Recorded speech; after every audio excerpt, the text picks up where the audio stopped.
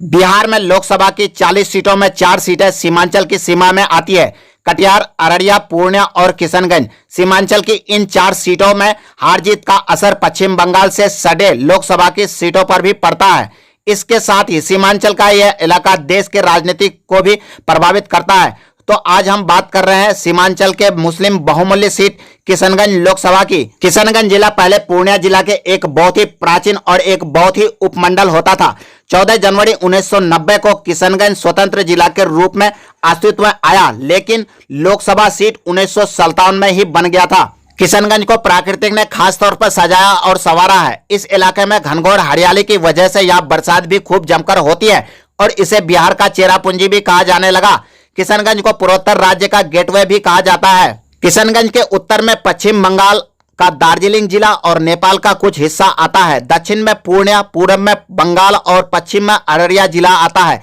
इस क्षेत्र में मानंदा, कनकई, मेची, डोम, रतवा, खोला, रमजान, दुसारी नदियां बहती है, जो इस क्षेत्र को उपजाऊ बनाती है। इस जिले का अर्थव्यवस्था मुख्य रूप से कृषि पर निर्भर है। धान, गेहूं, मक्का, ज्वार, चना, मसूर, मूंग, सरसों, जूट और चाय यहाँ की मुख्य फसलें हैं। किशनगंज अपने चाय के बागानों के लिए खास तौर पर चर्चित है। किशनगंज देश का एक चुनिंदा सीट है जहाँ हिंदू, अल्पसंख्यक और मुस्लिम आबादी बहुत बड़ी है। किशनगंज लोकसभा सीट पर मात्र एक बार 1967 में प्रजा सोशलिस्ट पार्टी की तरफ से एक हिंदू विद्वान LL कपूर ने जीत हासिल की थी। इसके बाद कभी भी कोई हिंदू यहां से सांसद नहीं बना। मुस्लिम बहुल किशनगंज लोकसभा सीट कांग्रेस का घर माना जाता है। यहाँ कांग्रेस के किले में सेन लगाना किसी भी दल के लिए आसान नहीं है। पिछले 3 लोकसभा चुनाव 2009, 2014 और 2019 में कांग्रेस के उम्मीदवार ने यहां से जीत कर हैट्रिक लगाई। किशनगंज लोकसभा सीट पर 1957 और 62 में कांग्रेस के मोहम्मद ताहिर और 1971, 80 और 84 में कांग्रेस के ही जमीलुर रहमान, तो 1977 में जनता पार्टी के हलीमुद्दीन अहमद चुनाव जीते थे। वहीं 1989 में कांग्रेस के MJ अकबर को यहां से सांसद बनने का मौका मिला था। हालांकि इसके बाद 1991 से 2004 तक इस सीट पर जनता दल, BJP और राजद का कब्जा रहा। लालू यादव के बेहद करीबी और राजद के कद्दावर नेता तस्लीमुद्दीन इस सीट से 3 बार 1996, 1998 और 2004 में सांसद चुने गए थे। वहीं 1999 में एक बार भाजपा को भी यहां से जीत का स्वाद मिल चुका है। भाजपा की तरफ से तब सैयद शाहनवाज हुसैन जीत दर्ज कर सांसद पहुंचे थे। हालांकि इसके बाद उन्हें यह सीट अगले चुनाव में राजद के हाथों गंवानी पड़ी थी, लेकिन 2008 के परिश्रम के बाद इस सीट पर एक बार फिर से कांग्रेस ने अपना कब्जा जमा लिया। 2009 और 2014 में कांग्रेस के असरारुल हक कासमी लगातार 2 बार सांसद बने। सांसद रहते असरारुल हक कासमी की मौत हो जाने के बाद किशनगंज के विधायक डॉक्टर मोहम्मद जावेद को यह सीट मिली। तो गौरवशाली और प्राचीन इतिहास वाले किशनगंज से राजनीतिक के अनेक धुरंधर जीतकर सांसद तक पहुंचे, लेकिन ये लोकसभा सीट आज भी विकास की वार झेल रहा है। हर साल आने वाले बाढ़ इलाके की सबसे बड़ी तबाही है, तो बेरोजगारी की डंस यहाँ लोगों को खोखला कर चुके हैं। यहाँ की अधिकांश आबादी गरीबी रेखा से नीचे गुजर बसर कर रही है, लेकिन किशनगंज में भी जनता के मुद्दे कभी चुनाव के मुद्दे नहीं बनते। बिहार का ये एक ऐसा क्षेत्र है जहां जातीय गोलबंदी भी नहीं होती। बार बार सांप्रदायिक ध्रुवीकरण की एकमात्र मुद्दा रहता है। हर बार जनता 2 खेमों में बढ़ जाती है। हिंदू मतदाता NDA के पक्ष में खड़े हो जाते हैं तो मुस्लिम आबादी महागठबंधन के पक्ष में। लेकिन बिहार में जातीय गोलबंदी की बात ना हो, ऐसा नहीं हो सकता।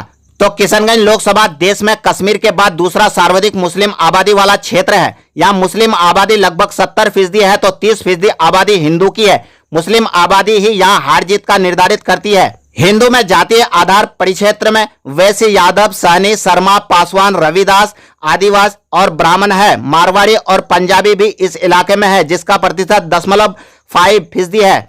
मुस्लिम वोटरों में भी यहाँ सुरजापुरी बहुल इलाका होने के कारण करीब 30 लाख वोटर सुरजापुरी बिरादरी से आते हैं। ऐसे में इनकी संख्या भी चुनावी गणित को प्रभावित करती है।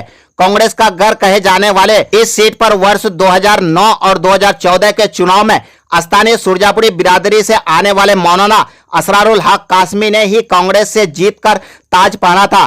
बताते चले कि किशनगंज लोकसभा क्षेत्र में 6 विधानसभा सीटें आती है। बहादुरगंज, ठाकुरगंज, किशनगंज, कोचाधामन, अमोर और बायसी। 2020 विधानसभा चुनाव में AIMIM ने इसमें से 4 सीट बहादुरगंज, कोचाधामन, अमोर और बायसी जीता था। तो वहीं कांग्रेस ने किशनगंज पर अपना कब्जा जमाया तो राजद ने ठाकुरगंज विधानसभा सीट को जीत लिया। बाद में मीम के 5 में से 4 विधायक राजद में चले गए, जिनमें से 3 विधायक किशनगंज लोकसभा क्षेत्र के थे। इस तरह मौजूदा समय में किशनगंज लोकसभा क्षेत्र में आने वाले विधानसभा में से 4 राजद के पास, 1 कांग्रेस के पास और 1 मीम के पास। तो बिहार के सबसे हॉट सीटों में से एक किशनगंज सीट 2024 के जंग की तैयारी शुरू हो गई है। दरअसल अपने अपने तरीके से इस जंग को जीतने की तैयारी में जुट गया है। जाहिर है कि इस बार भी किशनगंज में सांप्रदायिक ध्रुवीकरण के हर मुद्दे पर भारी रहेगा, तो हर पार्टी अपने हिसाब से अपने अपने सूरवीरों को मैदान में उतारने की तैयारी कर रही है। तो आइए एक नजर डालते हैं कौन होगा किस दल का योद्धा। किशनगंज सीट पर इंडिया गठबंधन की ओर से जाहिर है कांग्रेस की दावेदारी सबसे मजबूत है। मौजूदा सांसद डॉक्टर मोहम्मद जावेद कांग्रेस के टिकट से जीते हैं तो उनकी दावेदारी हर हाल में बनती है। उधर एनडीए के गठबंधन से कौन होगा रन बांकुड़ा, जो कांग्रेस के किले को ध्वस्त करने का मादा रखता है। अभी उसका चेहरा साफ नहीं है। वैसे तो देश में गृह मंत्री अमित शाह कुछ महीने पहले ही किशनगंज में एक बड़ी सभा को संबोधित करते हुए कहा थे कि भाजपा इस बार अकेले चुनाव लड़ेगी। हालांकि तब एनडीए गठबंधन का स्वरूप तय नहीं था। ऐसे में कयास लगाया जा रहा है कि इस सीट से बीजेपी को एक बार जीत दिला चुके शाहनवाज हुसैन पर भाजपा दावा खेल सकती है। उधर पार्टी के कोषाध्यक्ष एवं विधानसभा पार्षद डॉक्टर दिलीप जायसवाल के नाम का भी खूब चर्चा हो रही है।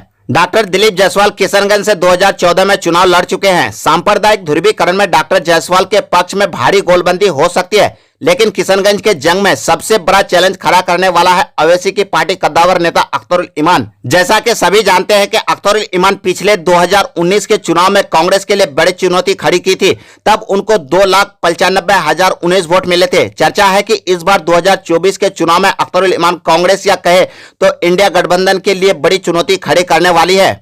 ओवैसी के पार्टी पिछले कई सालों से सीमांचल में बहुत सक्रिय है। इसका असर सबसे पहले 2019 के किशनगंज विधानसभा उपचुनाव में देखने को मिला, जब पहली बार एआईएमआईएम को बिहार में अपना विधायक मिला था। इसके बाद 2020 के विधानसभा चुनाव में पार्टी ने इस क्षेत्र में अपनी दमदार उपस्थिति दिखाई। एआईएमआईएम के 5 उम्मीदवार चुनाव जीतने में कामयाब रहे। ओवैसी ने इस क्षेत्र में लगातार काम किया है, जिस कारण उसकी पार्टी ने क्षेत्र की जनता में अपनी पकड़ बना ली है। किशनगंज में 2024 को लेकर एक बात की चर्चा खूब हो रही है। यहाँ मुकाबला त्रिकोणीय देखने को भले ही मिले, लेकिन यहाँ की चुनावी केंद्र बिंदु एआईएमआईएम के प्रदेश अध्यक्ष और अमोर के वर्तमान विधायक अख्तरुल इमान ही रहेंगे और इस बात को नीतीश और तेजस्वी भी बखूबी समझते हैं। इसलिए इंडिया गठबंधन भी सीमांचल को लेकर बेहद चौकन्ना दिखाई दे रहा है, क्योंकि अगर इन सीटों पर अवैसी फैक्टर चल गया तो इंडिया गठबंधन की वोट में बड़ी सेंध मारी जाएगी।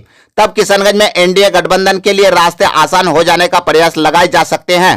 तो बड़े ही दिलचस्प मोड़ पर है किशनगंज लोकसभा की यह हॉट सीट। आप जुड़ रहिए खबर 22 के साथ। अगले और किसी लोकसभा सीट के साथ मिलते हैं आपसे। तब तक के लिए नमस्कार, जय हिंद, जय भारत।